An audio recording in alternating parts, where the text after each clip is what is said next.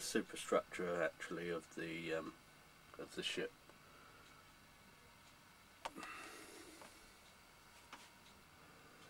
I've decided that this is the finish of the picture. Got some of the waves and the rocks showing, and I think it encapsulates a disaster moment when the ship was lost.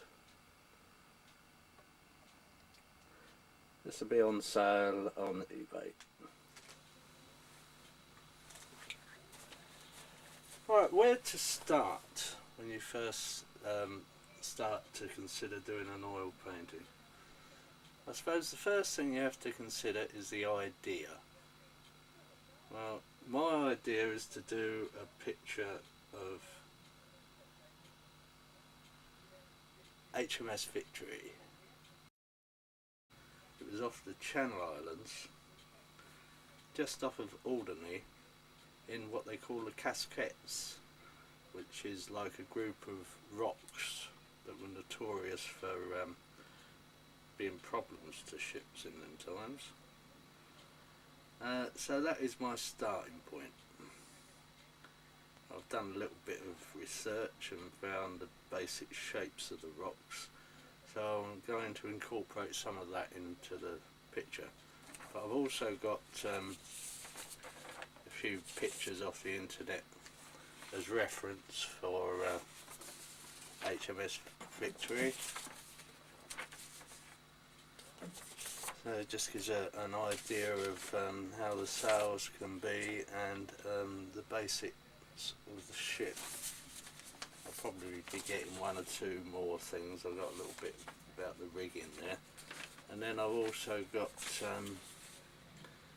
wave formations, waves over rocks and that sort of thing.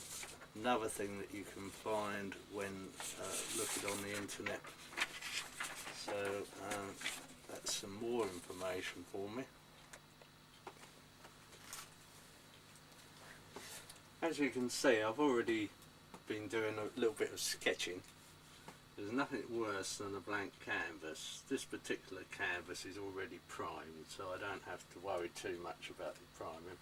But normally a lot of canvases you just prime it with white emulsion paint, and that seems to be sufficient.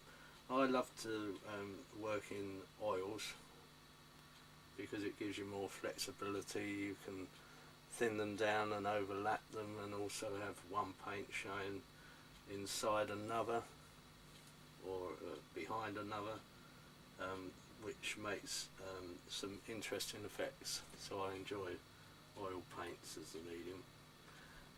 Brushes, oil paints and everything I tend to buy on eBay, purely because my finances are not that great, and you can get some real bargains, especially if you go in the online auction.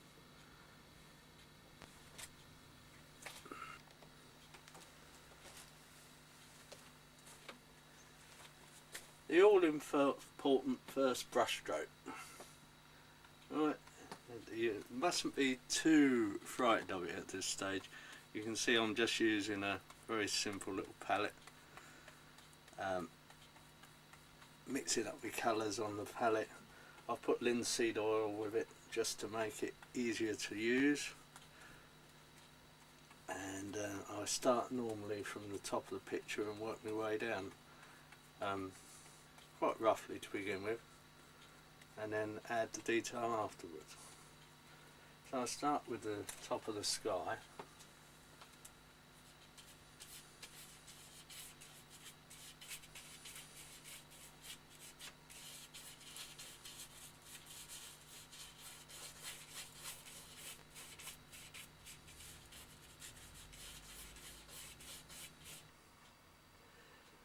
As you can see there, I've created quite a nice start to the sky effect with just using 3 colours.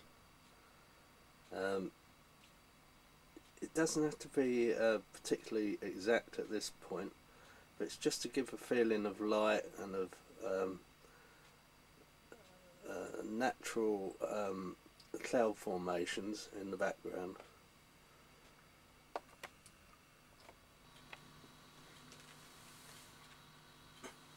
Now you can see now I've put an horizon in there, so what separates the sky from the sea in this case, which you can see down there. I've got a nice bluey green background, much darker, and straight away it starts to look like sky and sea, and already quite dramatic.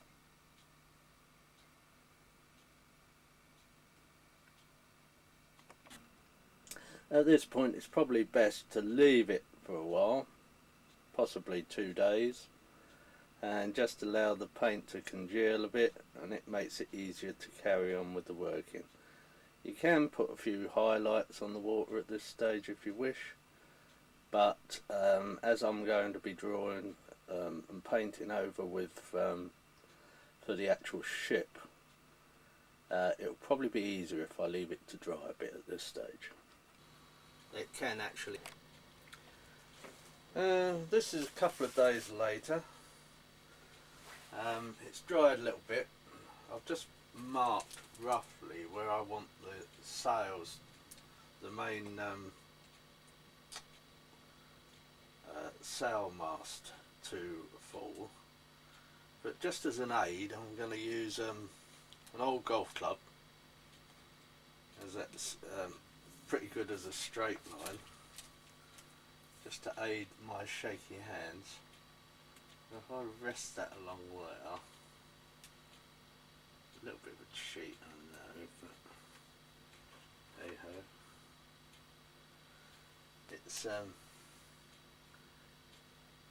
It's much easier to get it right first time, and then of course it stops a lot of hassle later on.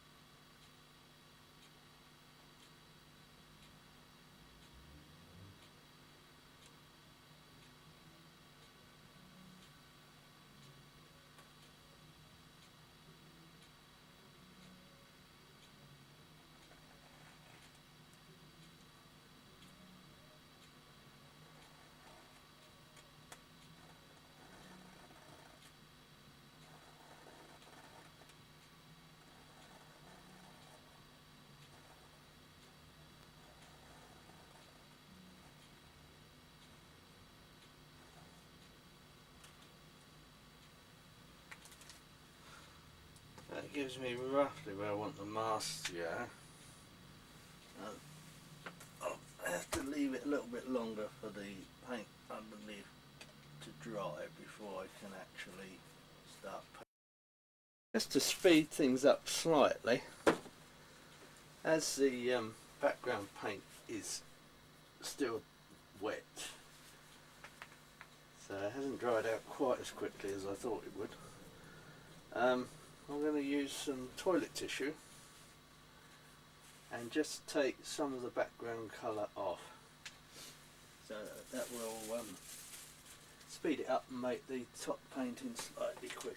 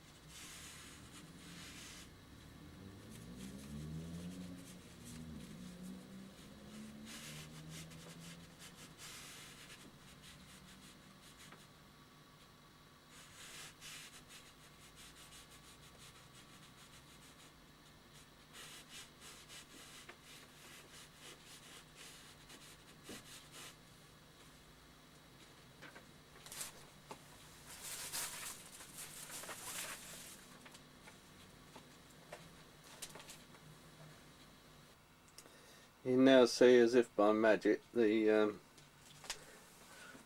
basic structure of the sails starts to shine through. So it'll take far less, a shorter time now for that paint to dry on the areas of the sails, so it'll make it far easier for the overpainting. Now you can see I'm just starting to paint in the sails and the rigging.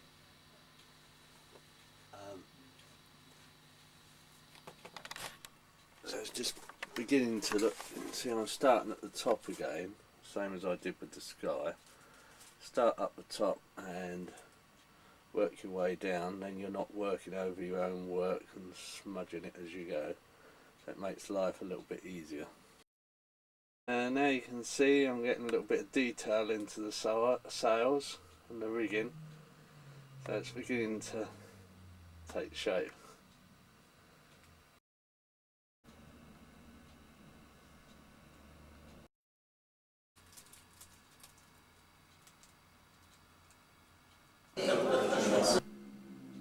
I've just put a few highlights on the sea now, so you can begins to have more of an impression of the sea.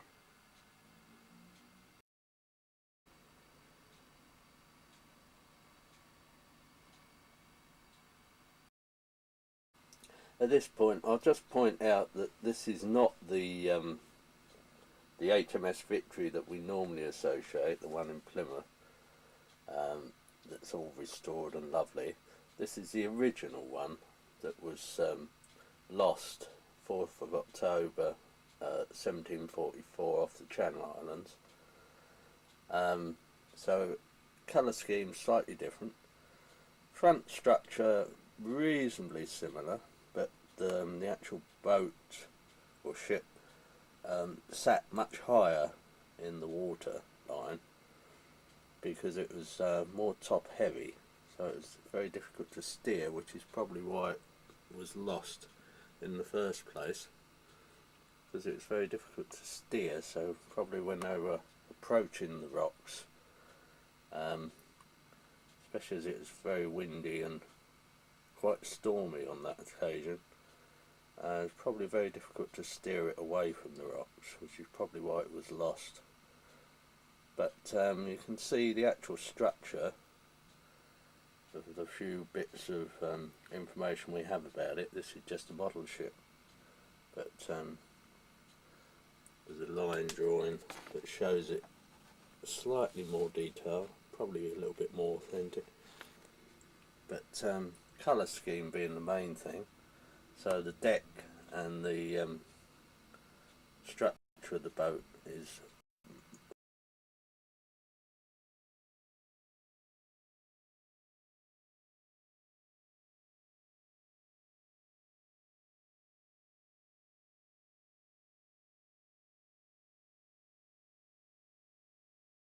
the superstructure actually of the ship.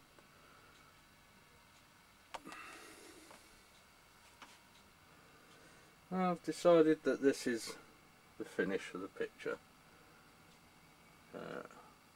Got some of the waves and the rocks showing, and I think it encapsulates the disaster moment when the ship was lost. This will be on sale on eBay.